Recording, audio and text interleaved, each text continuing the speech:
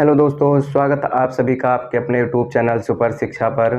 दोस्तों, हम लोग पढ़े थे व्यंजन संधि में ता से संबंधित जो नियम थे वो पढ़ रहे थे। देखिए, हमने पिछली क्लास में भी ता से संबंधित 3-4 नियमों को आपको बताया था और आज की क्लास में भी हम ता से संबंधित जो और नियम थे उसको पढ़ेंगे। तो चलिए शुरू करते हैं कि ता से संबंधित और भी नियम कैसे हैं, कौन कौन से हैं।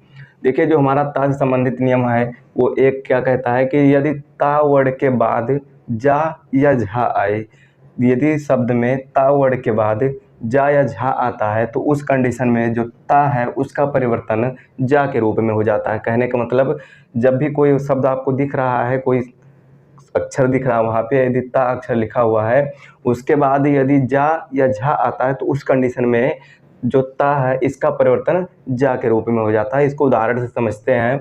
हमने लिखा है उत प्लस ज्वल, उत प्लस ज्वल लिखा, ठीक है। अब देखिए, ज्वल में हमने लिखा उत और उत में हमने छोटा ओ को वैसे लिख दिया, छोटा ओ को वैसे लिख दिया। हमने लिखा है आधा ता और हमने क्या किया, ता के बाद जा या झा आए और यहाँ पर ता के बाद हमारा ता के बाद आधा जा आ रहा है, तो इसलिए इस ता का परिवर्तन किस में हो जाएगा, आधा जा के रूप में हो जाएगा। प्लस ये उज्ज्वल तो ऐसे हो जाएगा जो वल लिखा है, तो उज्ज्वल हमारा बन के निकल के आएगा। इसका जो संधि बनेगा क्या बनेगा, उज्ज्वल बनेगा। देखिए, एक और समझते हैं उदाहरण से। हमने लिखा है उत प्लस जैन। अब उत में तो छोटा वो ऐसे हो जाएगा, ता है और ता के बाद हमारा जा आ रहा है, तो इसलिए इस ता का परिवर्तन भी किस में हो जाएगा, जा के रूप में। और चूँकि आधा ता है तो यहाँ पर आधा जा होगा और दूसरा पद हमारा जो है जैन, हम उसको वैसे ही लिख देंगे। तो हमारा जो निकल के आ रहा संधि क्या निकल के आया, उज्जैन। तो जो पहला नियम इसमें क्या कहता है कि ता के बाद जब भी जा या झा दोनों वर्ड में से कोई भी आ रहा, ता के बाद जा या झा इन दोनों में से कोई भी आ रहा, तो उस कंडीशन में ता का परिवर्तन हमेशा जा के रूप में हो जाता है, ठीक है। आगे बढ़ते हैं। दूसरा नियम इसमें क्या कहता है कि जब ता वर्ड के बाद टा या ठा आए, जब भी ता वर्ड के बाद ता वर्ड के बाद टा या ठा आए, उस कंडीशन में ता का परिवर्तन टा के रूप में हो जाता है। जैसे हमने क्या उदाहरण लिया है, मित धन टी। अब देखिए, मित में हमने माँ को इसे लिख दिया, जो माँ था छोटी की मात्रा लगी हुई थी, और ता है, ता के बाद क्या आ रहा है, टा आ रहा है, तो इस कंडीशन में इस ता का परिवर्तन टा के रूप में हो जाता है। इसलिए इसको हम टा में लिख देंगे और आधा ता है तो आधा टा लगा देंगे और यहाँ पे जो टा पर बड़ी की मात्रा लगी है तो हम लिख देंगे ता पर बड़ी की मात्रा। तो इसलिए मित धन टी का जो संधि निकल के आया वो क्या निकल के आया, मिट्टी। एक और उदाहरण से समझते हैं। हमने लिखा बृहद प्लस टीका। अब देखिए, बृहद में जो पहला पद है ब्रेमय और उसके बाद इसका जो अंतिम वर्ड है वो क्या है, ता। ता के बाद यहाँ पे क्या दिख रहा है, टा, और इस कंडीशन में इस ता का क्या हो जाता है, टा में परिवर्तन हो जाता है। और यहाँ पे आधा ता है तो इसका परिवर्तन आधा टा में होगा और दूसरा पद हमारा क्या दिख रहा है, टीका, तो टीका हम वैसे लिख देंगे। तो स्पष्ट चीज़ है। दूसरे पद में कहता है जब ता के बाद टा या ठा है और यहाँ पे स्पष्ट दिख रहा है ता के बाद टा आ रहा है, यहाँ पर भी आपको दिख रहा है कि ता के बाद टा आ रहा है, तो इस कंडीशन में दोनों में हम बदल दिया, ठीक है। अब तीसरा देखते हैं। तीसरा कहता है जब भी ता के बाद डा या ढा आए, जब भी ता के बाद डा या ढा आए तो उस कंडीशन में ता का परिवर्तन हमेशा डा के रूप में हो जा रहा है। आप इसको अच्छे से समझिएगा उस शब्दों को कि जब भी ता वर्ड के बाद डा या ढा आता है तो ता का परिवर्तन डा में हो जाता है। इसको भी उदाहरण से समझते हैं। हमने लिखा है उत प्लस डयन। अब उत में हमने छोटा ऊ को वैसे लिख दिया और हमने क्या कहा कि जब भी ता के बाद डा या ढा आए, जब भी ता के बाद डा या ढा आता है उस कंडीशन में इस जो ता है इस वाले ता का परिवर्तन डा के रूप में हो जाता है।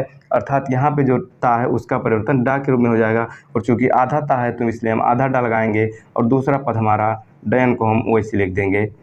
तो स्पष्ट चीज़ें आपको स्पष्ट से समझ में आ रही होंगी। अब देखिए, एक और उदाहरण देख लेते हैं। इसमें हमने लिखा उत प्लस डीज।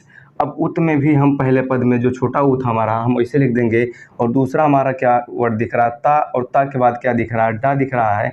तो इस कंडीशन में ता का परिवर्तन कहाँ हो जाता है, डा के रूप में हो जाता है।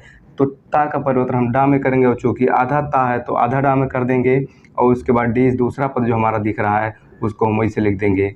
तो यहाँ से चीज़ें आपको स्पष्ट हो गई कि जो उत प्लस डीज था इसका हमारा संधि विच्छेद क्या निकल के आया, संधि निकल के आया उड्डीस।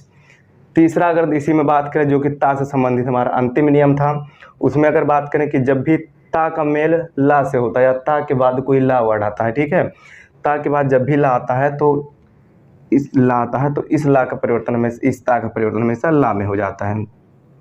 कहने का मतलब शब्द में जब भी आपको ता दिखता है उसके बाद यदि ला आता है तो उस ता का परिवर्तन ला में हो जाता है। अब देखिए हमने लिखा उत प्लस लेख, उदाहरण में हमने लिया उत प्लस लेख। अब उत प्लस लेख में हमने छोटा ऊ को वैसे लिख दिया और हमने क्या कहा कि जब भी ता है और यदि ता के बाद ला आ रहा है तो इस ता का परिवर्तन ला में हो जाता है। और यहाँ ता हमारा दिख रहा है और ता के बाद हमें ला भी मिल रहा है तो इस ता का परिवर्तन हमारा किस में हो जाएगा, ला में हो जाएगा। और चूँकि आधा ता है इसलिए हम इसको आधा ला में परिवर्तित करेंगे और दूसरा पद हमारा लेख, वैसे हम इसको लिख देंगे। तो यहाँ से चीज़ें स्पष्ट है कि उत प्लस लेख का जो संधि निकल के आया वो क्या निकल के आया, उल्लेख। और उदाहरण से एक समझ लेते हैं इसको। हमने लिखा उत प्लस लास, हमने लिया दूसरा उदाहरण उत प्लस लास। अब उत में देखिए हमने पहले पद को जो छोटा ऊ था उसको वैसे लिख दिया, दूसरा हमारा ता है और हमने पहले बताया यदि ता के बाद ला आ रहा है तो इस ता का परिवर्तन ला में हो जाता है। और यहाँ आधा ता है तो यहाँ पर भी फिर हम आधा ला का प्रयोग करेंगे और दूसरा पद जो हमारा पूरा लास दिख रहा है इसको हम लास ऐसे लिख देंगे। तो इसका जो संधि निकल के आया वो क्या निकल के आया, उल्लास। तो ता से संबंधित जितने भी नियम थे व्यंजन संधि के अंतर्गत उसने उस सारे नियमों को हमने पढ़ लिया।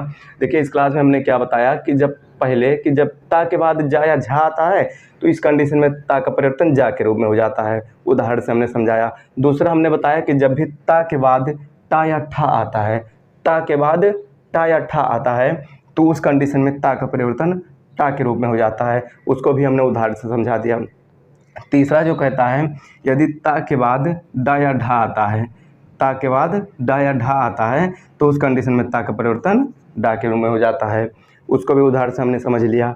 चौथा जो कहता है जो कि ता से संबंधित अंतिम लिया था कि जब भी ता वर्ड के बाद ला आता है, जब भी ता वर्ड के बाद ला आता है उस समय ता का परिवर्तन ला में हो जाता है और हमने कुछ उदाहरण से उन चीज़ों को स्पष्ट कर लिया। तो यह रही आज की क्लास और उम्मीद करते हैं ये क्लास आपको समझ में ज़रूर आई होगी और क्लास समझ में आ रही है, सारी क्लासें आपको समझ में आ रही हैं दोस्तों। तो क्लास को लाइक करिएगा, शेयर करिएगा और चैनल पर नए हैं तो चैनल को सब्सक्राइब जरूर करिएगा। और मिलते हैं अगले क्लास में अगले नियमों के साथ, तब तक के लिए जय हिंद।